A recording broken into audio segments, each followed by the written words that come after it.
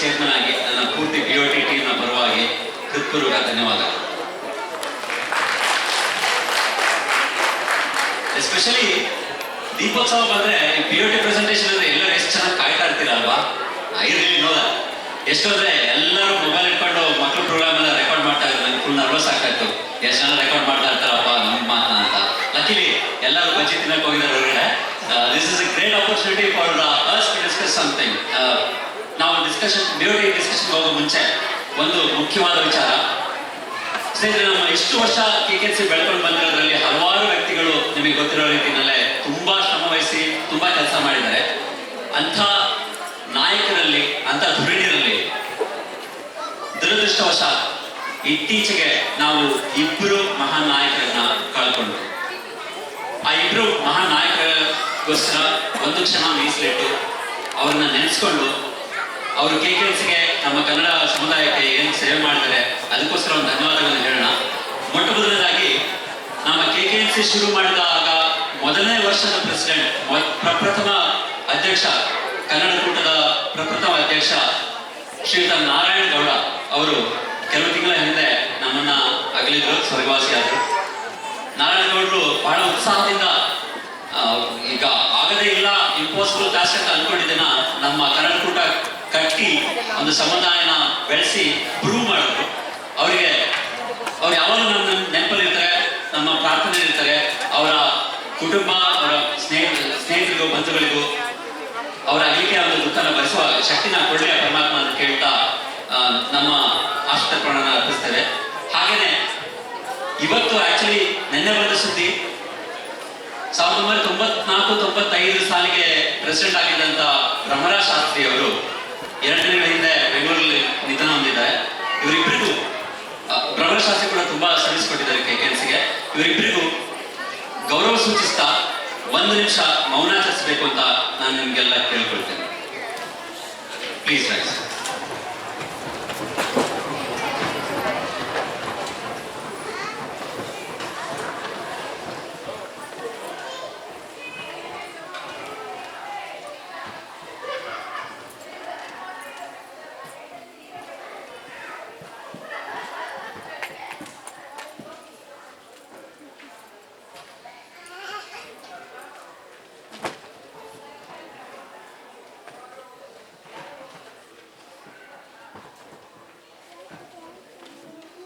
ಧನ್ಯವಾದಗಳು. ನಾವು ಈ BOT 2014 ಮತ್ತೆ 2015 ತಂಡ ಜವಾಬ್ದಾರಿ ತಗೊಂಡಾಗ ಕೆಲವು ಯೋಚನೆಗಳನ್ನ ನಿಮ್ಮ ಮುಂದೆ ಇಟ್ಟಿದ್ದೀವಿ. ಅಂದ್ರೆ ಬಹಳ ಮುಖ್ಯವಾಗಿ ಇಯರ್ ಓವರ್ ಇಯರ್ ಟ್ರಾನ್ಸಿಷನ್ ಇನ್ನೂ ಸ್ವಲ್ಪ ಸ್ಟ್ರಾಂಗ್ ಮಾಡಬೇಕು ಅಂತ ಹೇಳಿ. ಎಷ್ಟೊಂದು ಜನ ಹೊಸದಿದ್ದೀರಾ, ನಿಮಗೂ ಕಮಿಟಿ ಸೇರ್ಕೋಬೇಕು, ಪ್ರೆಸಿಡೆಂಟ್ ಆಗಬೇಕು ಅಂತ ನಿಮಗೂ ಇಷ್ಟ ಇರುತ್ತೆ. ಆದ್ರೆ ಆಲ್ ಆಫ್ ಸಡನ್ ನೀವು ಬಂದ್ಬಿಟ್ಟು ಈ ಪ್ರೆಸಿಡೆಂಟ್ ಆದ್ರೆ ನೀವು ಒಂಥರ ಕಳೆದೋಗ್ತೀರಾ, ಏನ್ ಮಾಡ್ಬೇಕು ಅಂತ ತೋಚಿರೋದಿಲ್ಲ.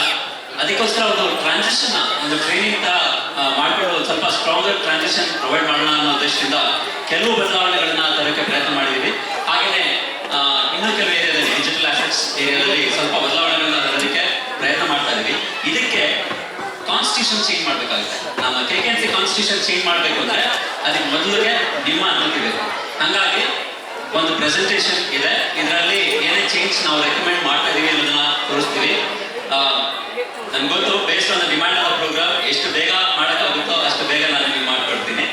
But please bear with us. ನಿಮ್ಗೆ ಏನಾದ್ರು ಕ್ವೆಶ್ಚನ್ ಇದ್ರೆ ಕೇಳಿ, ಅಥವಾ ಇಲ್ಲಾಂದ್ರೆ ಅಪ್ರೂವಲ್ ಅಂತ ಖಂಡಿತ ಕೊಡಿ.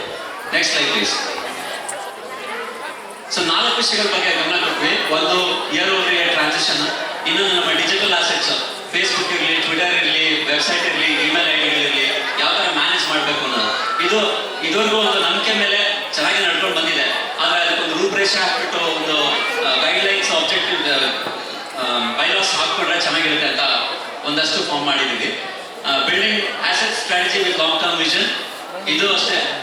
ಇಯರ್ ಓವರ್ ಇಯರ್ ಟ್ರಾನ್ಸಿಷನ್ ನಾವು ಏನ್ ಹೇಳ್ತಾ ಇದ್ವಿ, ಅದರಲ್ಲಿ ಈಗ ಹೊಸದಾಗಿ ಬಂದವ್ರಿಗೆ ಯಾವ ರೀತಿ ಒಂದು ಡೇಟಾಬೇಸ್ ಆಗಲಿ, ಒಂದು ಇನ್ಫಾರ್ಮೇಶನ್ ಆಗಲಿ, ಒಂದು ಸಪೋರ್ಟ್ ಆಗಲಿ, ಒಂದು ಐಡಿಯಾ ಕೊಡುವಂತ ಕೆಲವು ಮೆಟೀರಿಯಲ್ಸ್ ನಾವು ಮೇಂಟೈನ್ ಮಾಡ್ಕೊಂಡು ಅಫಿಷಿಯಲ್ ಆಗಿ ಡೆವಲಪ್ ಮಾಡ್ಕೊಂಡು ಹೋದ್ರೆ ಚೆನ್ನಾಗಿರುತ್ತೆ ಅಂತ ಅನಿಸ್ತು. ಆಮೇಲೆ ಕೊನೆದೊಂದು ಸಜೆಷನ್ ಅಷ್ಟೇ, ಹೆಚ್ಚು ಕನ್ನಡ ಆರ್ಗನೈಸೇಷನ್ಗಳು ಬೇರೆಯಲ್ಲಿ ಬರ್ತಾ ಇರೋದ್ರಿಂದ ಎಲ್ಲರ ಜೊತೆ ಒಂದು ಕೋಎಕ್ಸಿಸ್ಟೆನ್ಸ್ ಯಾವ ರೀತಿ ಪೀಸ್ಫುಲ್ ಆಗಿ ಮಾಡೋಕ್ಕಾಗುತ್ತೆ. ನಾವು KKC we should be the big brothers, right? ಒಂಥರ ನಾಯಕತ್ವ ವಹಿಸ್ಕೊಂಡು ಇದರ ಮುಂದೆ ಸೊ ಇದನ್ನ ನಾನು ಕನ್ನಡೋತ್ಸವದಲ್ಲಿ ತೋರಿಸಿದ್ದೆ, ಹಾಗಾಗಿ ಯಾರಿಗಾದ್ರು ಪ್ರಶ್ನೆ ಇದ್ರೆ ಖಂಡಿತ ಸ್ಟಾಪ್ ಮಾಡಿ, otherwise will just keep going. Next slide please. So based on our ಕೆಲವು ರೆಕಮೆಂಡೇಶನ್ಸ್ ನಾವು ಇವತ್ತು ನಿಮ್ಮ ಮುಂದೆ ಇಡ್ತಾ ಇದ್ದೀವಿ. ನಿಮ್ಗೆ ಯಾರಾದ್ರೂ ಅಬ್ಜೆಕ್ಷನ್ ಇದ್ರೆ ನೀವು ಹೇಳ್ಬೋದು, ಇಲ್ಲಾಂದ್ರೆ ಅಪ್ರೂವಲ್ ನಿಮ್ದು ಖಂಡಿತ ನಮಗೆ ತುಂಬಾ ಇಂಪಾರ್ಟೆಂಟ್. ಪ್ರೆಸಿಡೆಂಟ್ ಎಲೆಕ್ಷನ್ ಪ್ರಾಸೆಸ್ಗೆ ಒಂದೆರಡು ಬದಲಾವಣೆಗಳನ್ನ ತರಬೇಕು ಅಂತ, ಆಮೇಲೆ ಡಿಜಿಟಲ್ ಅಸೆಟ್ಸ್ ಅಂಡ್ ಈಗ ತಾನು ಹೇಳಿದಂಗೆ ಕೀ ಆರ್ಟಿಫ್ಯಾಕ್ಟ್ಸ್ ಬಿಲ್ಡ್ ಮಾಡೋದು. Next slide.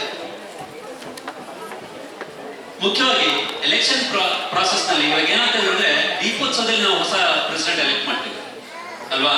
ಈಗ ನೋಡಿ, ಇವತ್ತು ಡಿಸೆಂಬರ್ 12, ಇನ್ನೊಂದು 25 ದಿವಸ ಇದೆ ಅಷ್ಟೇ ಹೊಸ ಪ್ರೆಸಿಡೆಂಟ್ಗೆ ರೋಲ್ ತಗೊಳಕ್ಕೆ. ಅಷ್ಟೊತ್ತಿಗೆ ಅವ್ರು ಎಷ್ಟು ರೆಡಿ ಆಗ್ತಾರೆ. ಈಗ ಅವರು ಕಮಿಟಿ ಇದ್ದವರೇ ಆದ್ರೆ ಈಸಿಯಾಗಿ ಆಗೋಗುತ್ತೆ ಕೆಲಸ ಎಲ್ಲ.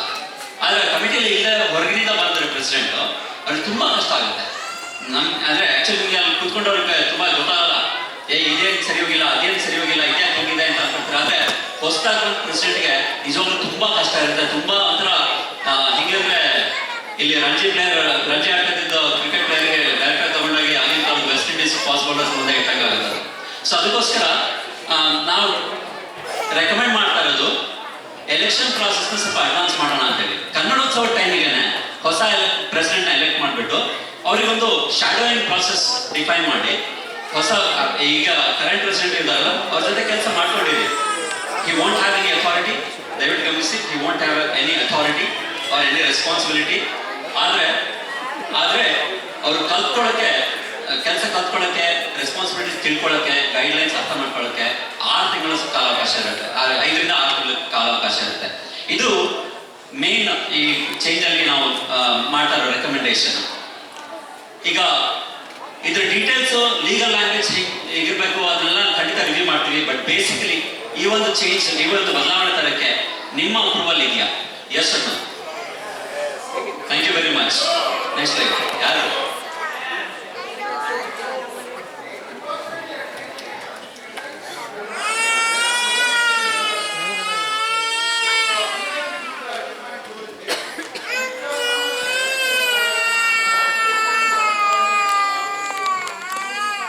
Election ballot.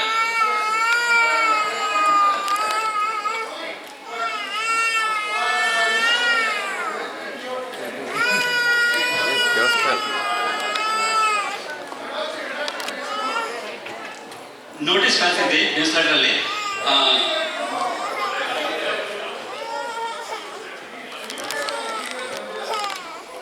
ನ್ಯೂಸ್ ಲೆಟರ್ ಅಲ್ಲಿ ಈ ಡೀಟೇಲ್ಸ್ ಬಂದಿಲ್ಲ. ನಿಮಗೆ ಸಂಪೂರ್ಣ ಡೀಟೇಲ್ಸ್ ಬೇಕು ಅಂತ ಕೇಳ್ತಾ ಇದ್ದೀರಾ?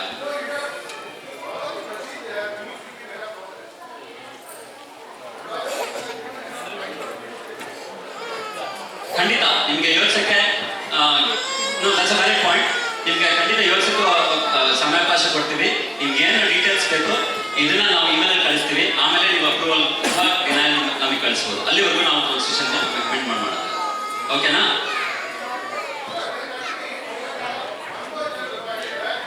ಖಂಡಿತ ಇನ್ನೊಂದು ಜನ.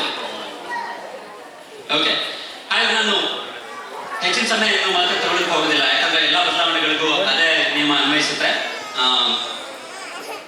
ಏನೇನು ಬದಲಾವಣೆಗಳು ತರಬೇಕು ಅಂತಿದ್ವೋ ಅದಕ್ಕೆ ನಾವು ಪೂರ್ತಿ ಡೀಟೇಲ್ಸ್ ನಿಮಗೆ ನ್ಯೂಸ್ ಲೆಟರ್ ಕಳಿಸ್ಬಿಟ್ಟು ನಿಮ್ಗೆ ಸಾಕಷ್ಟು ಸಮಯಾವಕಾಶ ಕೊಟ್ಟು ಆಮೇಲೆ ಮುಂದಿನ ಜನರಲ್ ಬಾಡಿನಲ್ಲಿ, ಅದು ಸೊಳ್ಳೆ ಸೇತು ಬಿಡುಗಡೆ ಸಮಾರಂಭದಲ್ಲಿ ಇರ್ಬೋದು ಅಥವಾ ಬೇರೆ ಯಾವುದೋ ಒಂದು ಸ್ಪೆಷಲ್ ಆಗಿ ಅದಕ್ಕೆ ಜನರಲ್ ಬಾಡಿ ಮಾಡ್ಬೋದು.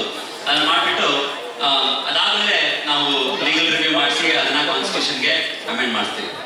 ಓಕೆನಾ ಎಲ್ಲರೂ? Okay, so let me just go through the slides. ಏನು ಬರ್ತಾ ಇದೆ ಅಂತ ನಿಮಗೆ ಗೊತ್ತಾಗುತ್ತೆ. ನಿಮಗೆ ನ್ಯೂಸ್ ಲೆಟರ್ನಲ್ಲಿ ಬಂದಾಗ ಯಾವ ವಿಷಯ ಬಗ್ಗೆ ನೀವು ಅನಲೈಸ್ ಮಾಡ್ಬೋದು ಅಂತ ತಿಳಿಯುತ್ತೆ. So quickly go to the next slide. kkc.org email IDs.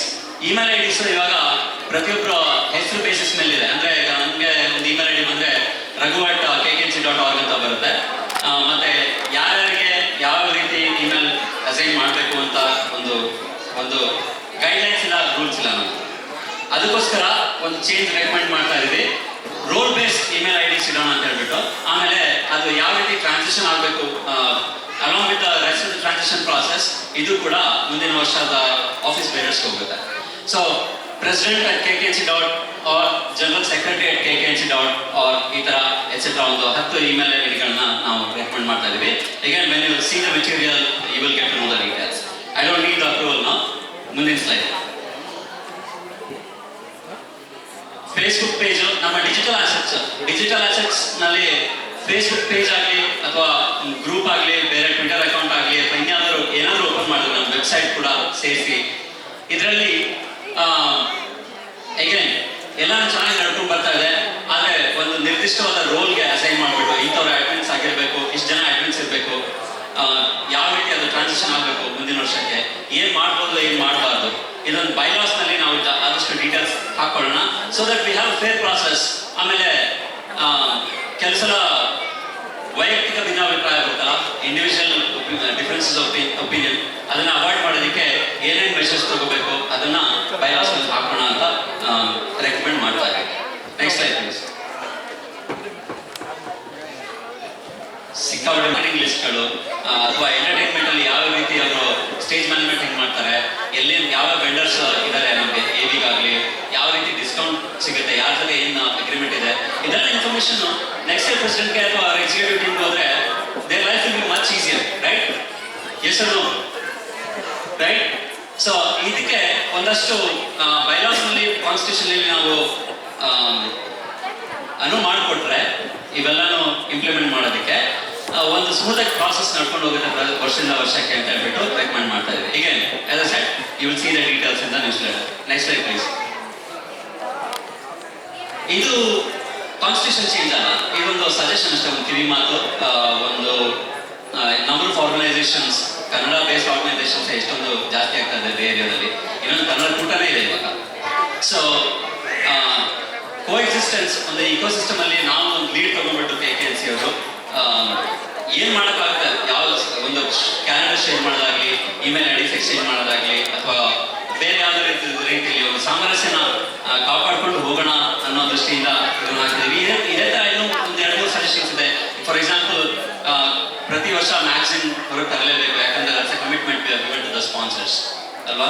ಈ ತರ ಕೆಲವು ನಿಯಮಗಳನ್ನ ಎಲ್ಲಿ ಎಷ್ಟು ಮಟ್ಟಿಗೆ ಕಾನ್ಸ್ಟಿಟ್ಯೂಷನ್ ಹಾಕ್ಬೋದು ಅಂತ ಗೊತ್ತಿಲ್ಲ, ಆದ್ರೆ ಒಂದು ಸಜೆಷನ್ ಆಗಲಿ ಅಥವಾ ಕೆಲವು ಬೈಲಾಸ್ ಹೋಗ್ಬೋದು, ಅದನ್ನ ನಾವು ಡಿಸೈಡ್ ಮಾಡಿಬಿಟ್ಟು ನಿಮಗೆ ಇಮೇಲ್ ಮುಖಾಂತರ ಮತ್ತೆ ಇನ್ಫಾರ್ಮೇಶನ್ ಕೊಡ್ತೀವಿ. Next slide. Next slide please. ಇಷ್ಟೇ, ಇದನ್ನ ನಿಮ್ಮ ಜೊತೆ ಶೇರ್ ಮಾಡ್ಕೋಬೇಕಾಗಿತ್ತು ಇವತ್ತು.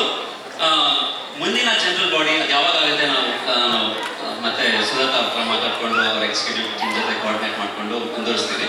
ಮುಂದಿನ ಜನರಲ್ ಬಾಡಿ ಆದಾಗ ಅಷ್ಟರೊಳಗೆ ನೀವು ಈ ಇನ್ಫಾರ್ಮೇಶನ್ ಎಲ್ಲ ಅನಲೈಸ್ ಮಾಡಿಬಿಟ್ಟು ನಿಮ್ಗೆ ಏನಾದ್ರು ಆಕ್ಷೇಪಣೆ ಇದ್ರೆ ಅಥವಾ ಏನೋ ಸಜೆಷನ್ ಇದ್ರೆ, ಕ್ವಶನ್ಸ್ ಇದ್ರೆ ನನಗೆ ಆಗಲಿ ಬಿಯೋಟಿನಲ್ಲಿ ಯಾರಿಗೆ ಆಗಲಿ ಮುಂಚೆನೆ ಆಕ್ಚುಲಿ ನನಗೆ ಕಳಿಸಿ ಅಂತ ನಾನು ಕೇಳ್ತೀನಿ. ನನಗೆ ಕಳಿಸಿ ವಿಚಾರ ಮಾಡೋಣ. And we will come to an agreement.